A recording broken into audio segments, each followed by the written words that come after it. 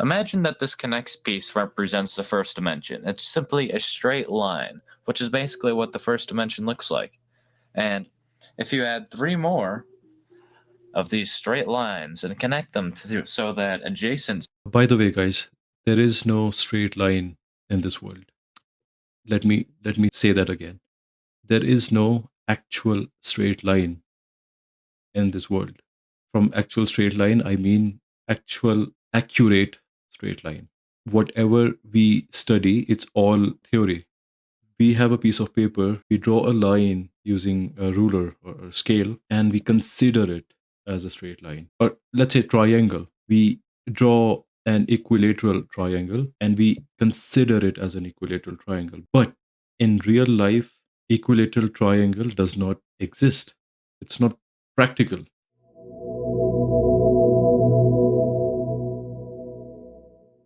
Hey everybody, I'm Chaitanya and welcome back to our channel. Today, while browsing YouTube, I found out yet another video thumbnail where I saw this kid and the title was very strange or unexpected. Fourth dimension explained by a high school student. I opened his channel and found out that he dispels cultural myths one by one. And his other videos are about very controversial or very important topics, important in the society and the world. So I haven't seen any of his videos. Today I'm going to watch this one, Fourth Dimension Explained. It's a 9-minute video. So yeah, let's see. Imagine that this folder is a dimensional plane. Now, assuming that it is no height and no depth, what would this mean?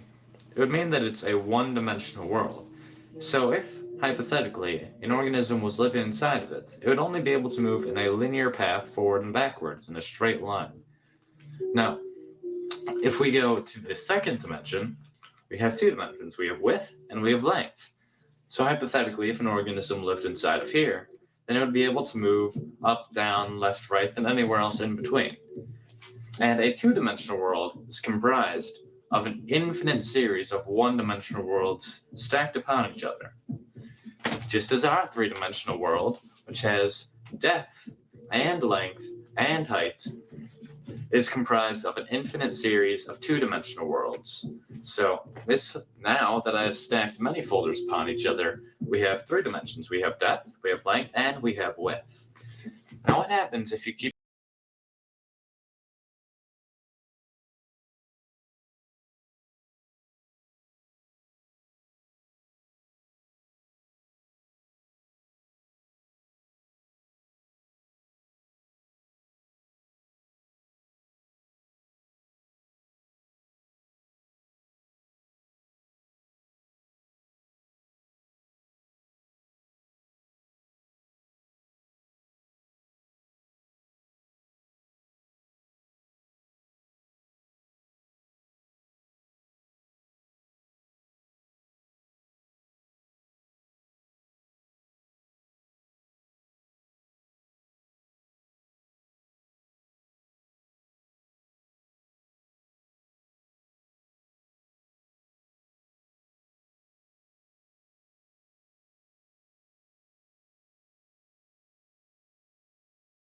in perfect equilibrium so that it was growing at the same speed that it was shrinking as you move it farther away, then you would not be able to tell without any lights or if there were details on the object that it's moving or growing at all. You may have assumed that since we perceive things to be in two dimensions, that a two-dimensional organism would see in one dimension. So as we're watching this rubber band expand as it moves farther away from this little organism in the two-dimensional world, it does not actually perceive anything is happening to it because it's growing at the same speed that it's moving farther away. But since we can actually see it from the three-dimensional world and perceive things to be in two dimensions, we can see things for how they actually are. The reason that the two-dimensional organism doesn't see things the way they really are is because the two-dimensional organism sees things in one dimension, just how we, three-dimensional creatures, see things in two dimensions. So in a way, we don't really see our world the way it truly is. A four-dimensional creature, however, seeing our three-dimensional world in three dimensions, would be able to see through things, would be able to see absolutely everything, just as we could see if there was several organisms spread along a 2D environment on your floor. You would be able to see inside houses. You would be able to see inside of people. So if a two Okay, so recently I reacted to Dr. Neil deGrasse Tyson. In his video, he was talking about fourth dimension and he was giving some examples. He uploaded that video about 5 months ago. You see, how crazy is that? This young guy explained that 14 years ago. And it's the same concept, perspective from another dimension, 2D perspective of 1D, 3D perspective of 2D, 4D perspective of 3D. And basically, the intersection of time and space. Now I'm thinking from where this little guy is getting this information from. If scientists were not talking about fourth dimension at that time, I wonder from which book or research papers he's getting this information from. And no one should even judge by the age. We all know that energy can neither be created nor it can be destroyed. So in my culture, when someone dies, he or she is cremated. I mean, we believe that the mass is converted to energy, right? So energy is always being transformed. I personally also believe in reincarnation. I know there's no sufficient evidence for it, but there are stories, there are some very spicy information out there that show some sort of evidence or shocking proof that people know something that actually exists in the other part of the world where they haven't been before. How does that work? How did this happen? So, what I'm saying is, science today does not know a lot of things about a lot of things that happen in this world. And I'm not surprised by looking at this guy's age. He might be a scientist in his previous life. I know a lot of people are going to laugh at this, but it's possible, right? So, here's the thing, if I can't prove reincarnation, then you should probably try to disprove me. Try if you can. Anyways, we'll continue the video now. dimensional world, a flat surface is just made of an infinite amount of lines, then the 3D world is just made out of an infinite amount of planes. So the 4D world, logically, is made out of an infinite amount of 3D objects, though they're not just put together like you would like building blocks. That's not how the 4D world is. That'd just be 3D again. So in order to understand this, we need to understand the logical progression of mathematics in our world. Good. Imagine that this connects piece represents the first dimension. It's simply a straight line, which is basically what the first dimension looks like. And if you add three more of these straight lines and connect them to so that adjacent By the way, guys, there is no straight line in this world. Let me say that again. There is no actual straight line in this world. From actual straight line, I mean actual accurate straight line. Whatever we study, it's all theory. We have a piece of paper, we draw a line using a ruler or a scale, and we consider it as a straight line. Or let's say triangle. We draw an equilateral triangle and we consider it as an equilateral triangle. But in real life, equilateral triangle does not exist. It's not practical. So I forgot the name of the theory that talks about all these things, but this is our assumptions that we have this straight line, we have this triangle, and let's derive something from it. Let's try to make something out of it to better our understanding, which is great. It is highly important, and I have high admiration of all the scientists who are working hard, especially in the modern science. They are doing research on thought, time, and energies, basically. So yeah, let's continue the video. sides are perpendicular and opposite sides are parallel, then you have the basic shape of the second dimension. You have a square.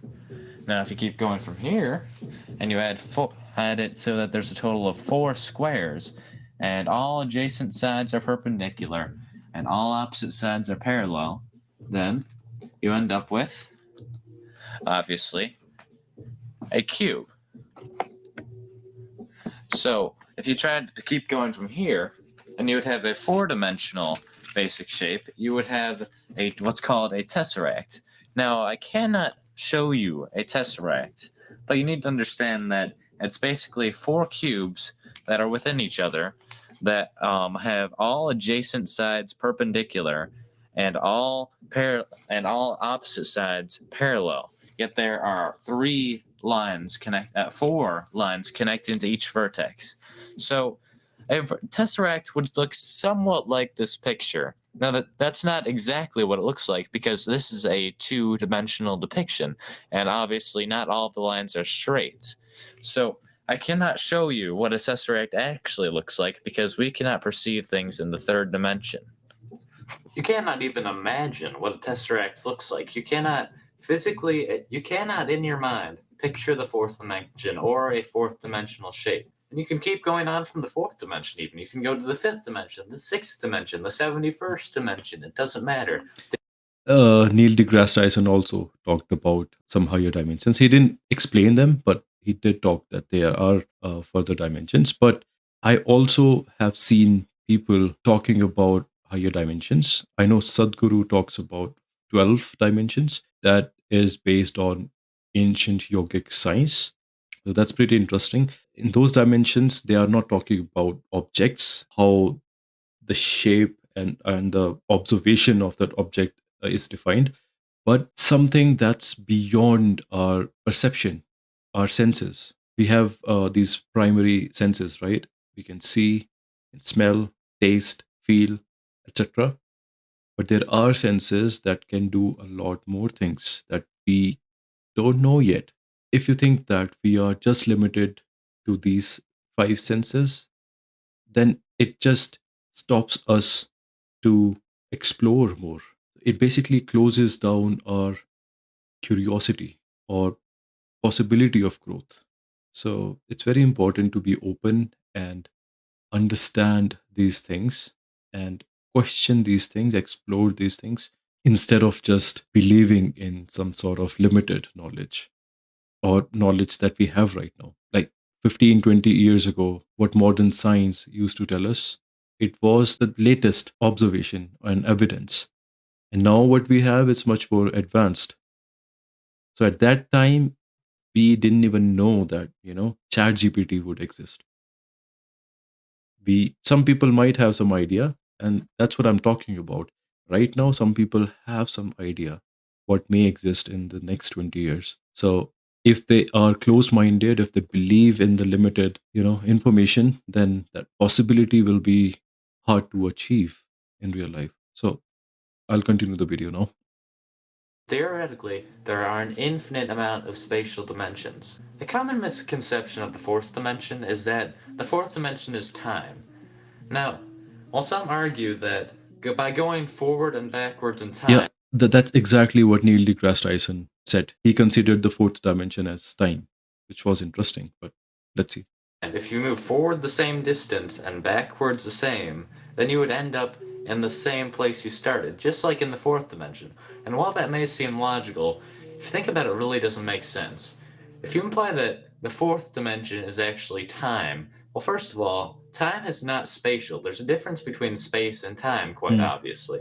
And assuming that all dimensions are according to a pattern, then that doesn't really make sense either, because saying the fourth dimension is time, every dimension has time in it. So that would mean that the fourth dimension is special in some way, which doesn't really make any sense. Another reason this doesn't make sense. In yogic science, it's believed that time is non-linear. It's basically cyclic, just like everything around the world, including solar system, including our bodies, seasons, everything. So yeah, let's continue. Sense is that we very, very, very slightly travel through time whenever we move due to the distance that light takes to get to our body. Now, if a group of astronauts were to get in a spaceship and they were to go very, very, very close to the speed of light, then they went around in this impossible, nearly the speed of light spaceship for a few months, and then afterwards they returned to Earth. They would find that Earth had actually progressed a few years, So they had moved forward in time. Interstellar, guys. I hope you have seen it already. If not, kindly do all of us a favor. Please watch it and you will thank yourself. Moving that quickly. Another interesting concept involving the fourth dimension is that many physicists and even mathematicians may say that the dimensions are very, very slightly curved. Because if you really think about it, nothing can be truly, absolutely infinite. So imagine that the first dimension, the line, is just very, very slightly curved, so that after a very long time, it will end up creating a circle. So, as suggested by many physicists, if you keep going in the same direction, then you will end up where you are, where you started after a very, very long amount of time, obviously. And the same thing would happen to the second dimension. If it's just a square, and then you extend it very, very slightly in a curve, then it will eventually make a sphere. And the same thing happens in our dimension, except it will form a very, very slightly curved third dimension, which will form a four-dimensional universe, basically. So what this kind of means is that our three-dimensional world is within a four-dimensional world, and the four-dimensional world is within a fifth-dimensional world, and so on. Now, I did say that nothing can be truly infinite, but if this is true, and a dimension is really within another dimension, within another dimension, within another dimension, then I'm implying that there's an infinite amount of dimensions, which is the only problem I really have with this theory. I'm not sure if it ever stops or if infinity is really even possible. We don't know that. Thanks for watching my video, and I Wow, man, the amount of knowledge and the way he articulated that, explained his thoughts, is mind boggling. He's in high school and he's talking about these things. I've seen a lot of educated people who can't even comprehend the basic things, not just related to dimensions, but like consciousness or awareness. It's just, I think they believe that it's all, myths and it's weird stuff. It doesn't help. But man, some meditation practices in the Eastern world are quite related to what modern science is experimenting on these days. So I have so many things to share with you guys here on this channel. I have so many things to watch and explore. So these kind of topics make me wonder, even though how small or insignificant we are in this world, still have that pure or powerful consciousness, that awareness. Even though we are a tiny speck, we can talk about cosmos. We can talk about what's out there. Whatever we know so far, we can perceive it, we can understand it, and we know that there's a lot to uncover, there's a lot to explore, and we'll do it. And I'm so excited for it. I hope you guys are too. So I would suggest you to watch this video next, where Neil deGrasse Tyson talks about fourth dimension. It's very interesting. And don't forget to subscribe the channel. It helps me get motivated and explore everything about our cosmos. So take care, guys. I'll see you next time.